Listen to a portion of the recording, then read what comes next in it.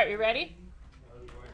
So we're going to do the how do you find the particular solution. There's only, I think, 4 examples, right?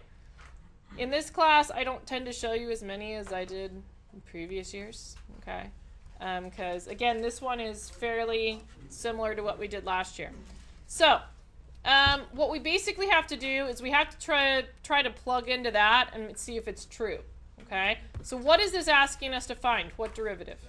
Second. So I'm going to find the second derivative of, oh, can I do this? I can't just go into the second derivative. We've got to find the first derivative first. So what's the first derivative of sine x? Cosine x. Good. And then we got to go to the second derivative of cosine x is negative sine x. Then what we're going to do with this particular problem is we're going to plug into this formula that they gave us and see if it equals 0. So my second derivative is what? Negative sine x, and there's a typo on this, by the way. It should be a plus sign right there. Fix that. I don't know if that's the same on yours or not. Yeah, it should be a plus sign. All right, and then what are we putting in for the y? Sine x. So did it work? Did it verify? Yes, that's all you have to do. Okay, on these first few.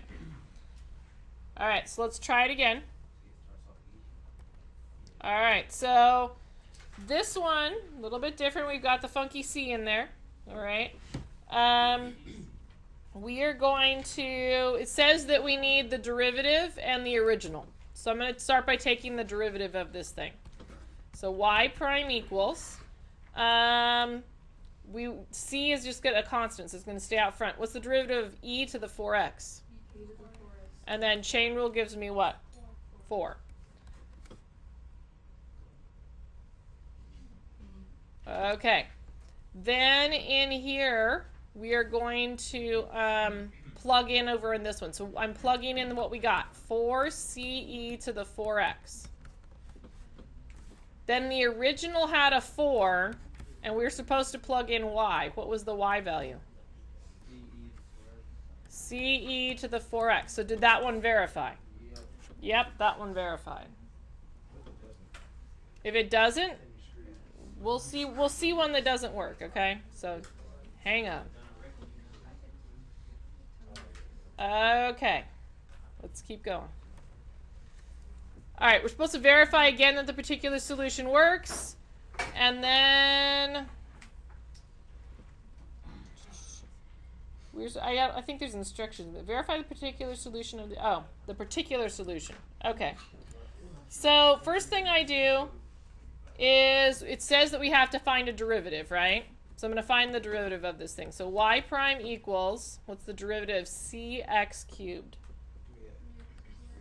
3cx squared. Okay. So the first thing I'm going to do, the next thing I'm going to do is plug into this guy here for the verify. You want me to grab those, Cora? Thank you. Okay. So we've got x. What am I going to put in for y prime? 3cx squared minus 3. What are we going to put in for y? cx cubed. And we have to check and see if that equals 0. So what's x times x squared? So did that verify to 0? Yeah, so we know it verifies.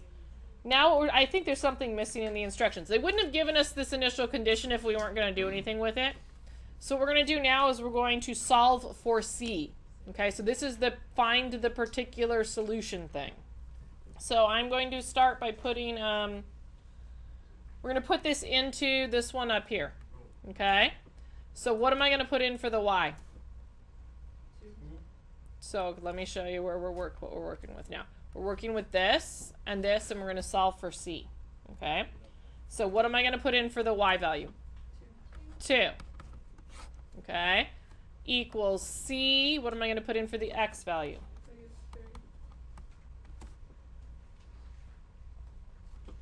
All right, what is negative 3 cubed? Good.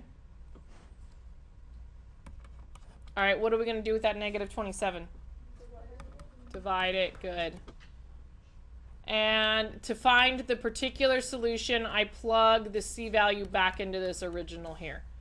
So y equals negative 2 over 27x cubed. Plug it back in. So basically what they did is they didn't make us integrate it. They gave us the original. We had to verify that it worked into the differential they gave us. And then they wanted us to solve for the C. Oop, that wasn't what I wanted to do. All right. Let's look. The next one changes the instructions a little bit. Okay. It says determine whether the function is the solution of the differential. So I need to look at this half here. What am I going to need to do to sub into there? Take the first derivative. So y prime equals what? 1 over x. All right, now I'm going to sub into this thing and see if I get x cubed. E to the x, excuse me. So we've got x. What am I putting in for y prime? 1 over x minus 2. What are we going to put in for y? Good. What is this reduced to? Did it verify to this? No. So it's not a solution. So do we see what happens if it doesn't work now? Yeah, not a solution. There might be something else that fits that model, and there probably is, but that particular one did not work for that differential. Okay? All right. Number 5. So we are going to verify the general solution satisfies the differential, then find the particular solution that satisfies the initial condition. This is your initial condition right there. Okay? What do I need to find first? Derivative. Okay, so we've got y prime equals, C is just going to hang out. What's the derivative? E to the negative 2x. E to the negative 2x, chain rule is going to give you what? Negative 2. Okay, so now I'm going to verify that into this function here. So my y prime, I'm writing negative 2c e to the negative 2x plus, what's the y? I've got 2 from the function here. What's the y? Good. Does it work? Yep, it verifies that it equals 0. So that part worked. Okay. Now I need to solve for C just like we did like 2 examples ago. I'm going to plug into this thing here with those numbers. So what are we putting in for the y?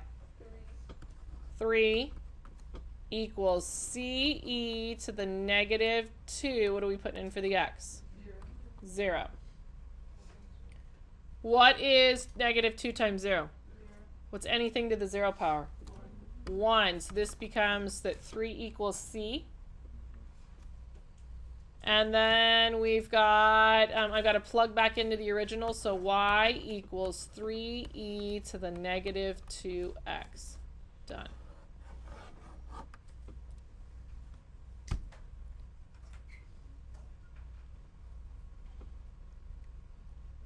All right, we go with 5.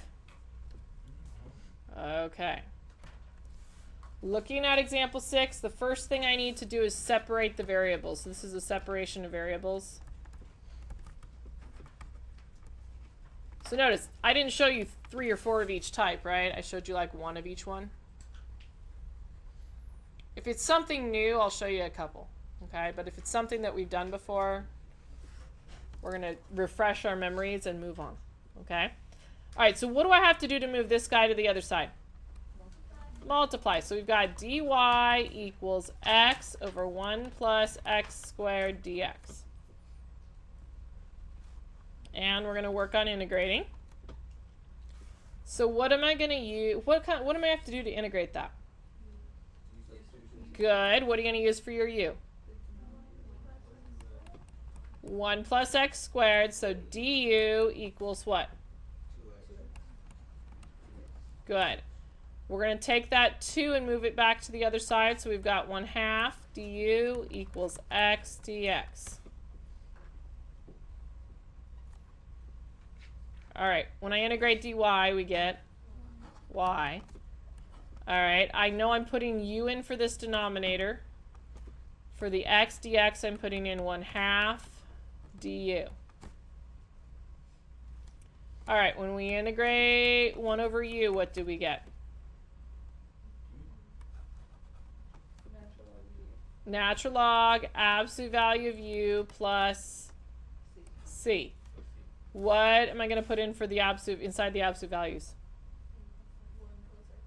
1 plus x squared. They didn't want me to do anything else. They said find a general solution. Did they say find the particular solution?